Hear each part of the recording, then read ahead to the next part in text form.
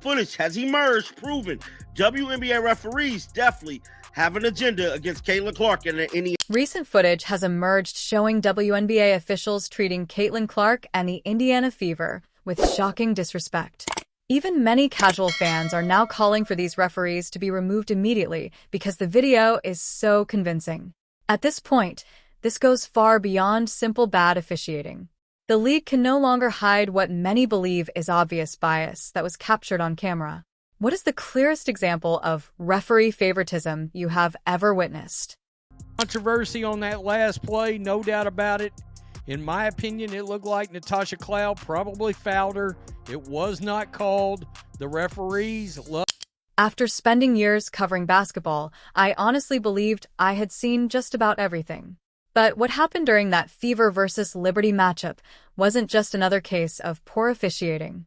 It felt like a textbook example of how the integrity of professional sports can be damaged right in front of fans watching around the world. Last play from Caitlin, and then on top of that, what do you think of your team's late game execution? I thought she got fouled. I think it's pretty egregious what's been happening to us the last few games. A minus 31 free throw discrepancy. And I might be able to understand it if we were just chucking threes, but we're not. We're attacking the rim. And the disrespect right now for our team has been pretty unbelievable. So it's disappointing, The footage that has now surfaced is so unbelievable that it makes you wonder whether these officials should be allowed anywhere near a basketball court, let alone trusted with professional games. 3 grown men in referee uniforms completely ignored Caitlin Clark, Kelsey Mitchell, and the entire Fever bench as they tried to point out obvious missed calls.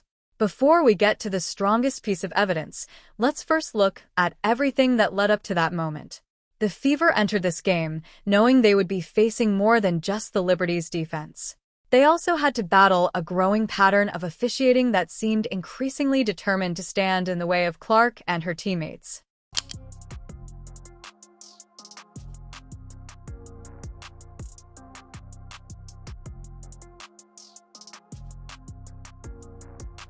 The numbers are real, and they're honestly hard to believe.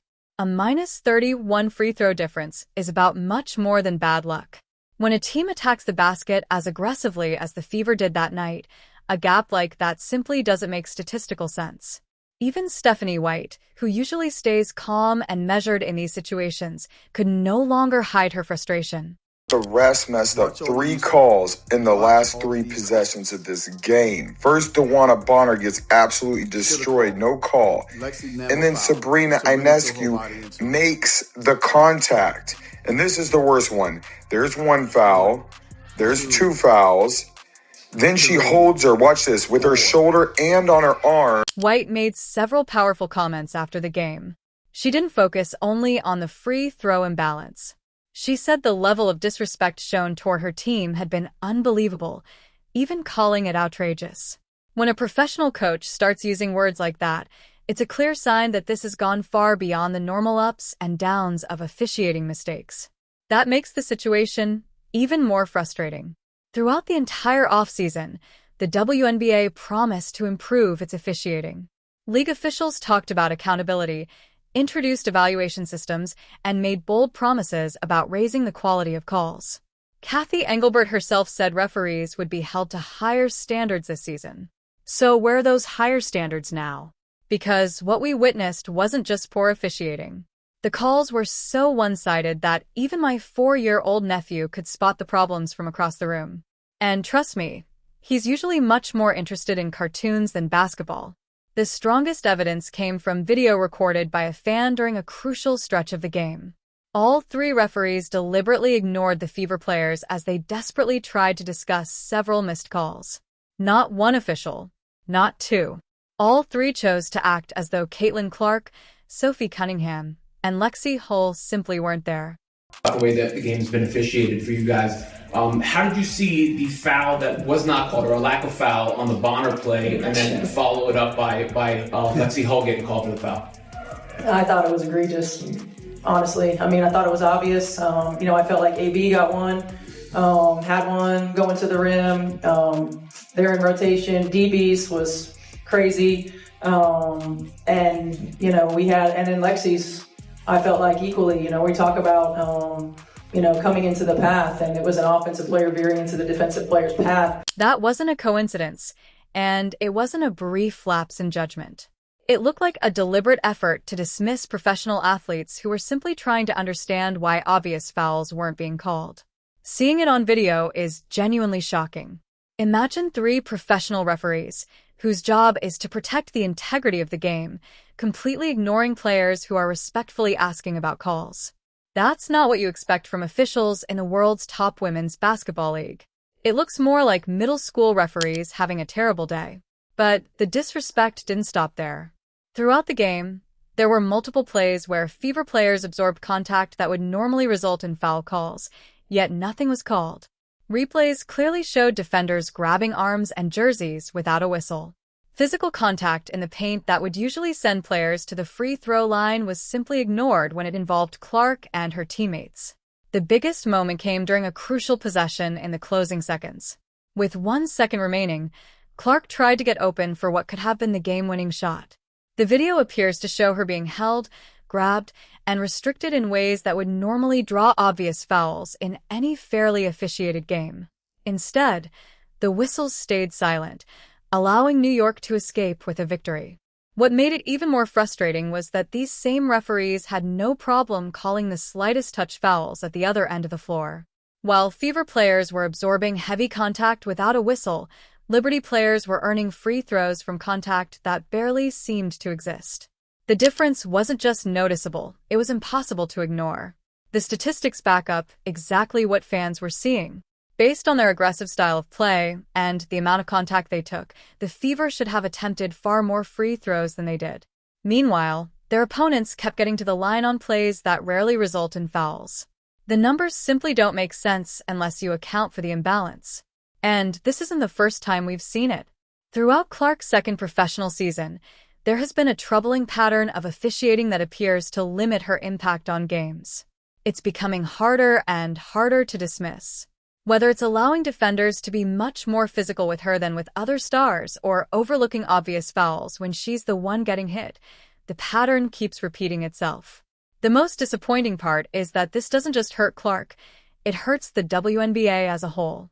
The league is experiencing record-breaking television ratings and fan engagement largely because of the excitement Clark brings to every game.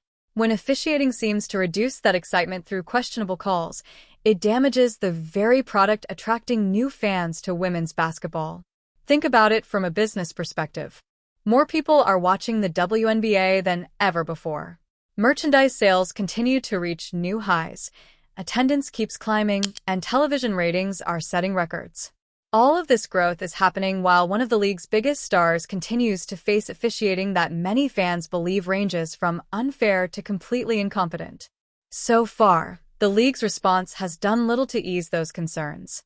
Instead of directly addressing the repeated accusations of bias, officials have offered broad statements about supporting referees and protecting the integrity of the game. But how can you talk about integrity when video appears to show referees openly ignoring players? Other coaches around the league have started noticing as well. They may not speak as openly as Stephanie White, but their comments about officiating consistency and the looks they give during interviews suggest they see the same issues. Even if they choose not to say everything publicly, many within the coaching community understand what's happening. The players have been even more outspoken. Through social media posts and post-game comments, they've expressed their frustration and their belief that they aren't receiving equal treatment from officials.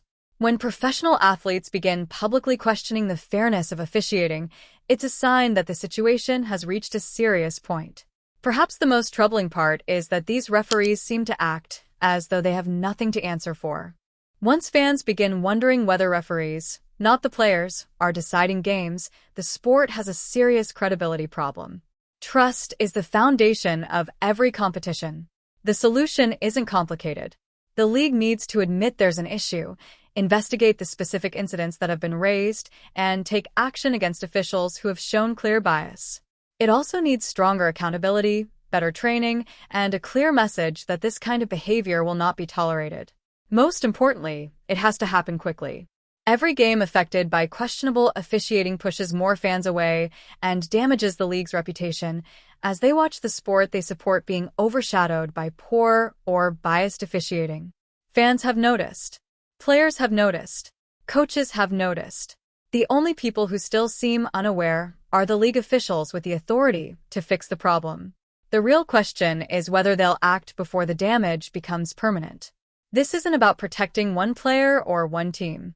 It's about preserving the integrity of women's professional basketball during one of the biggest periods of growth the sport has ever experienced.